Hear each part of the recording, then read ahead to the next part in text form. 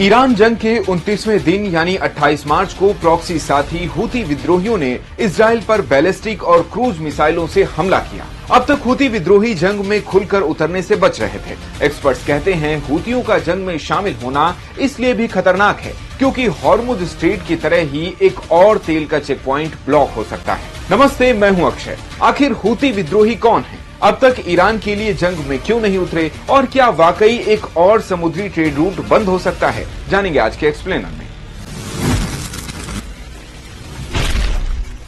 Houthi Yemen में शिया हथियारबंद समूह और राजनीतिक ऑर्गेनाइजेशन है। 1990 में हुसैन अल हूती ने अंसार अल्लाह नाम से इसकी नींव रखी थी, जिसे बाद में हूती कहा जाने लगा। ये संगठन सुन्नी मुसलमानों के विरोध में खड़ा हुआ था। 2015 तक इसने यमन के बड़े हिस्से पर कब्जा भी कर लिया। दरअसल यमन की सरकार को सुन्नी मुस्लिम देश जैसे सऊदी अरब का समर्थन था, जबकि ईरान ने हूतियों का साथ दिया। 2015 में हूती विद्रोहियों ने यमन की सरकार को ही सत्ता से बाहर कर दिया। फिलहाल करीब 3.5 लाख हूती विद्रोही हैं। ईरान इन्हें ट्रेनिंग, आधुनिक हथियार और टेक्नोलॉजी देता है। इस युद्ध में हूतियों ने कई बार ईरान का समर्थन किया, लेकिन वे सीधे हमले से बचते रहे।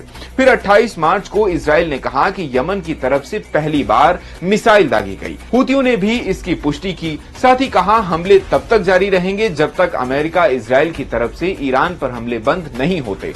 ऐसे में सवाल आता है कि ईरान के सहयोगी होने के बावजूद हूती अब तक जंग में क्यों नहीं कूदे थे? इसके पीछे 2 कारण हैं। पहला, खुद को हमले से बचाने की स्ट्रेटजी। अगस्त 2025 में जब इजराइल ने यमन पर हमले किए तो हूती सरकार के 12 सीनियर लोग मारे गए। इनमें प्रधानमंत्री अहमद अल रहावी और आर्मी चीफ मोहम्मद अल घुमारी भी शामिल थे। अमेरिकी एनजीओ ACLED के